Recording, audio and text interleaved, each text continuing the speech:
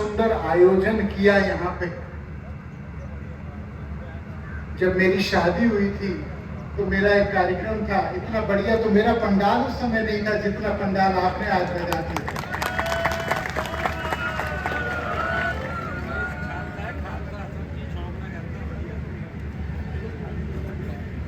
मैं बात शुरू कर दूं?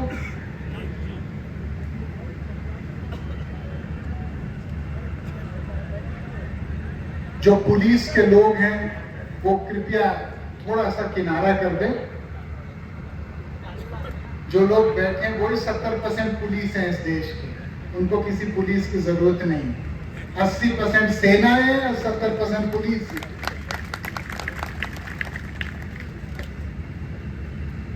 इस देश के सबसे बहादुर, सबसे वीर, सबसे समर्पणकारी, सबसे सेवा में आगे और सबसे कट्टर राष्ट्रभक्त कौम को मेरा नमन, झुक के दे हुए नमन। सब लोग मेरे लिए सबसे गौरव की बात है यहाँ पे आके कि जो समाज आज मेरे सामने बैठा है और जो मेरे संग बैठा है यहाँ पे, वो मेरे लिए केवल एक समाज ही नहीं है, इस समाज का खून मेरे रगों में दौड़ भी रहा है, ये बात भी मत भूलना। हम लोग यहाँ पे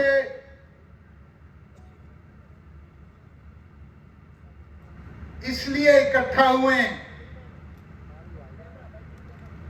ताकि जो सिक्खी का संदेश है कि हर गरीब, हर मजलूम, हर मजबूर,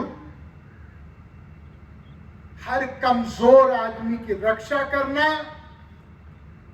और साथ साथ हर जुल्म के सामने एक दीवार की तरह खड़ा रहना, ये दोनों चीज का संदेश आज सब लोग यहां देने के लिए आए। क्या मैं सही कह रहा हूं कि मैं गलत कह रहा हूं? ये एक ऐसी कौम है, ये एक ऐसा धर्म है, ये एक ऐसी जीविका है जिसने हमारे देश को न केवल अपनी सेवा दी, न देश के लिए अपना पसीना दिया, न देश के लिए केवल अपना अन्न पकाया और अपने खून से पैदा किया, लेकिन इस देश के लिए कभी नहीं सोचा कि देश हमारे को क्या दे रहा है। हमेशा यही सोचा हम आगे जाके देश को क्या दे सकते हैं। जिसके पास देने को कुछ नहीं है, माफ करिएगा, जो बिल्कुल बहुत बुरे हालत में है, वो अगर अपना समर्पण करे तो चलिए उसकी कीमत है, उसको भी प्रणाम करते हैं। लेकिन जो जमींदार आदमी होता है, जो सरमाएदार होता है, जिसकी एक बहुत लंबी तहकीकात है, जिसका एक बहुत ऊंचा नस्ल है, जब वो अपने बेटों को मरने के लिए सरहद पे भेजता है तो उसकी कीमत और ज्यादा होती है। हमारे देश के सिखों के ऊपर हमेशा अत्याचार हुए, चाहे पुराने 500 साल 700 साल पहले पंजाब के ऊपर हमले पर हमले हुए, तब भी इस कौम के ऊपर कोई बहुत बड़ा आशीर्वाद है कि ये कौम कभी ना झुकी, ना ये कौम कभी बिकी, ना ये कौम कभी डरी, ना ये कौम कभी पीछे मुड़ के इसने देखा।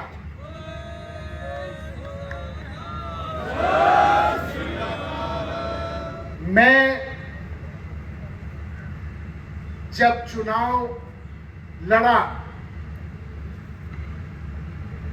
वो बातें बहुत मामूली हैं, तो उसका जिक्र मैं नहीं करना चाहता।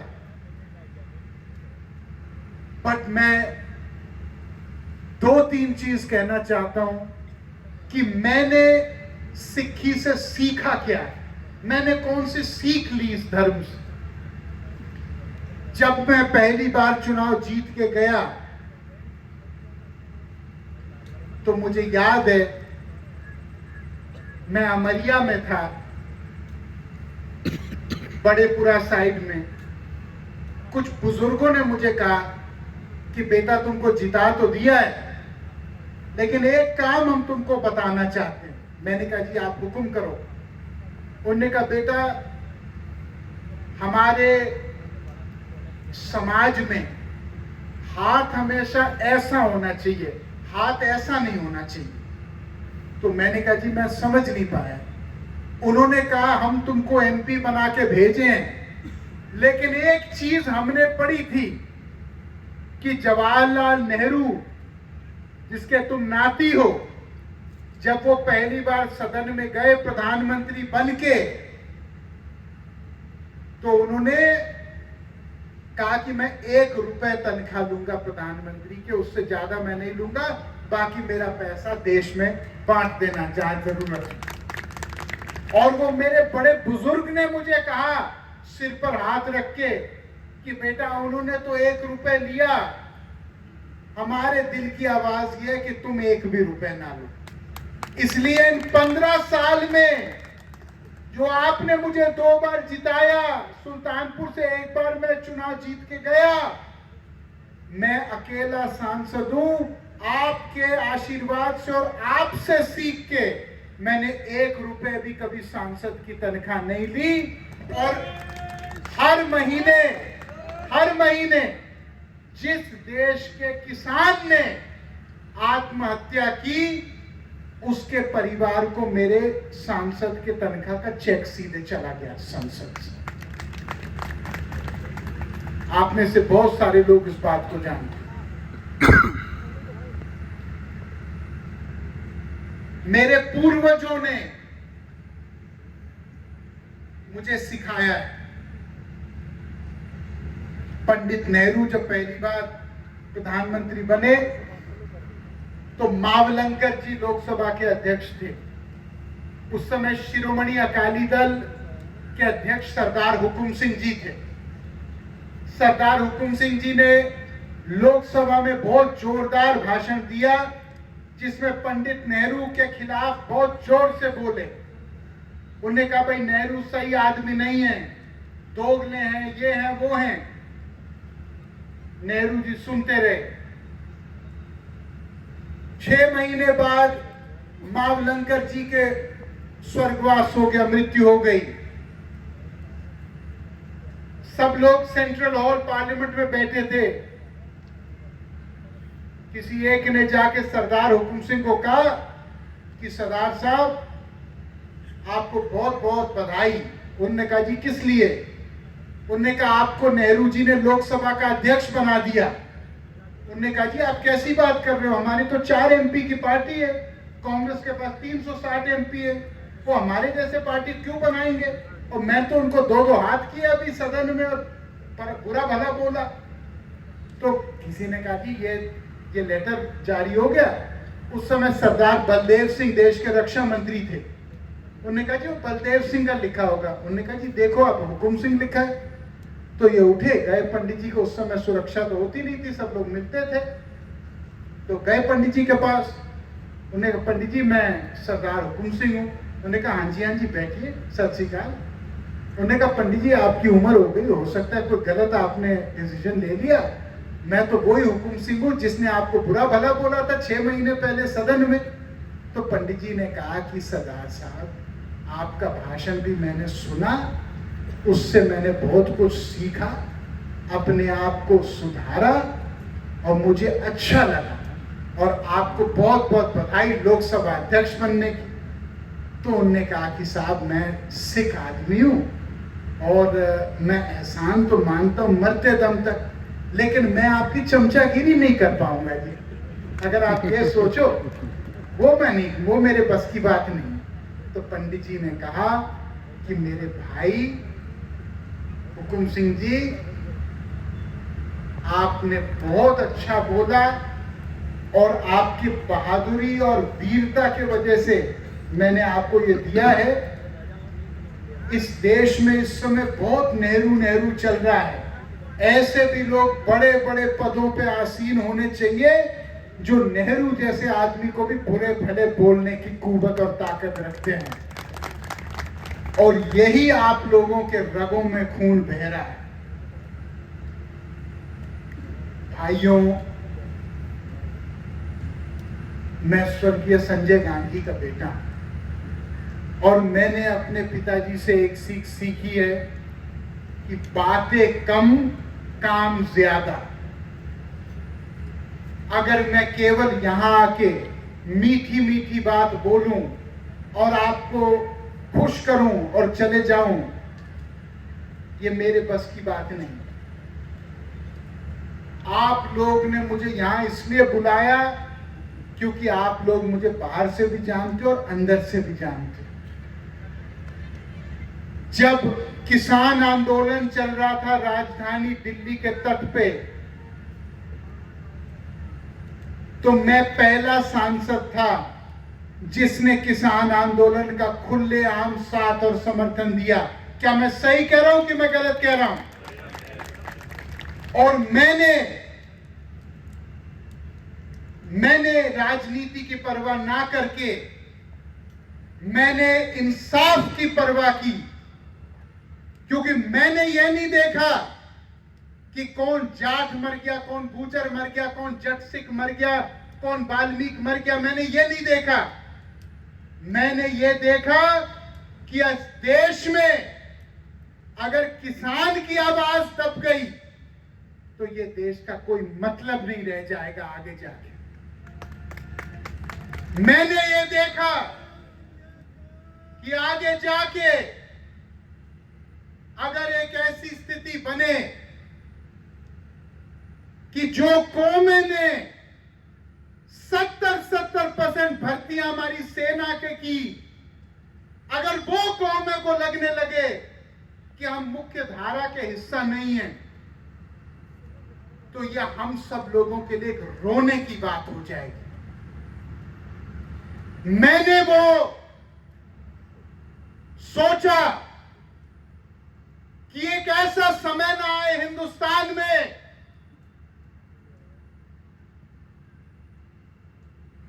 जहां एक आम आदमी के राजधानी हिंदुस्तान के बैठ के जीवन की कोई कीमत नहीं हो। वो 500 लोग जो शहीद हुए, उनके सपने आते हैं मेरे को रात।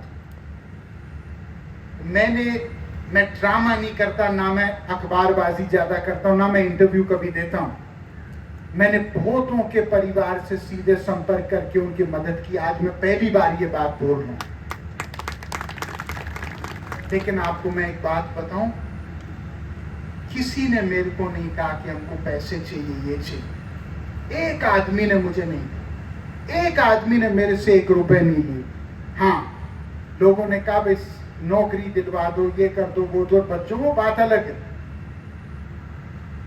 ये कौम एक ऐसी है जिससे केवल हमारे देश को नहीं, पूरे दुनिया को सीखना चाहिए।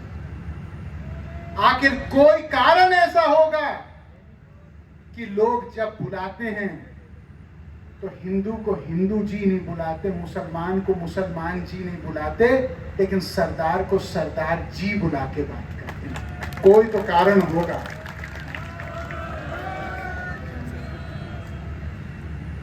मेरे अपनों, जब लखीमपुर का कांड हुआ तो यहां बहुत सारे लोग जो बैठे हैं वो भी चुप थे, लेकिन वरुण गांधी चुप नहीं था।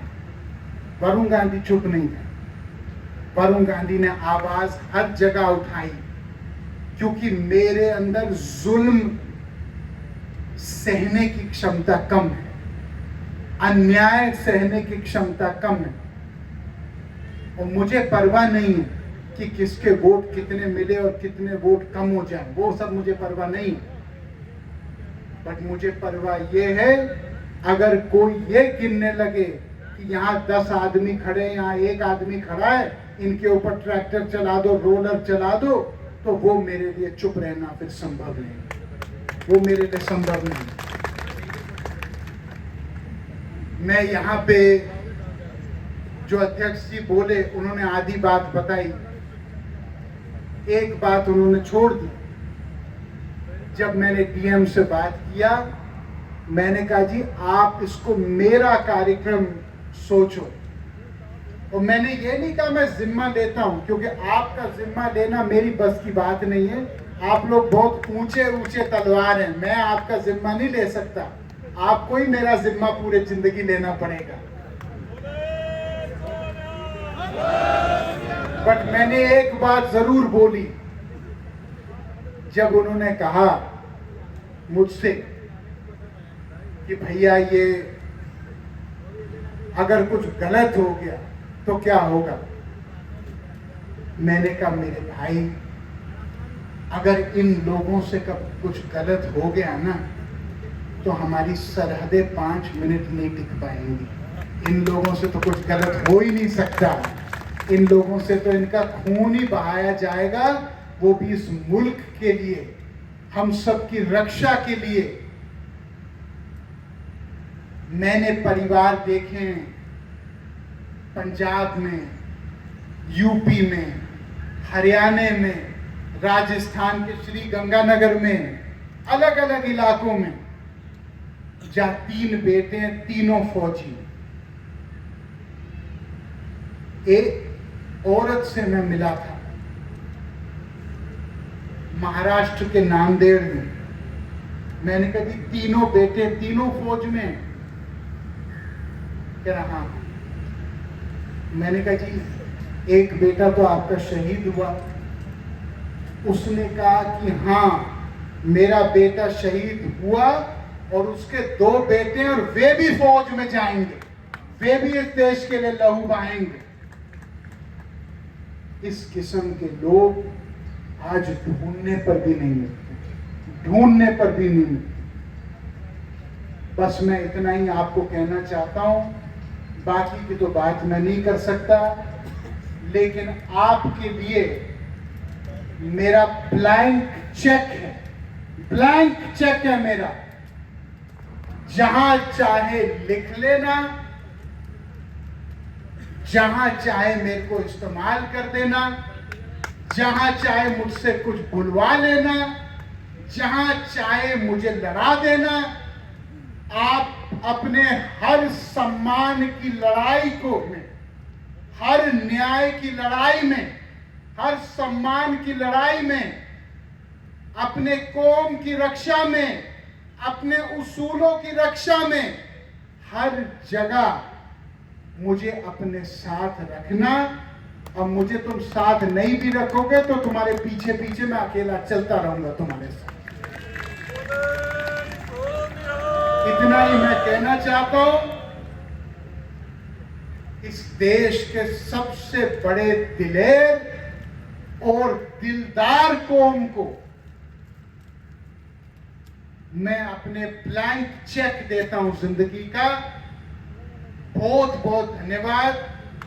वाहेगुरु जी दी फतेह, वाहेगुरु जी दा। सब लोग, इस देश के सबसे कट्टर राष्ट्रभक्त कौम से मैं जय हिंद सुनना चाहता हूं। जय हिंद।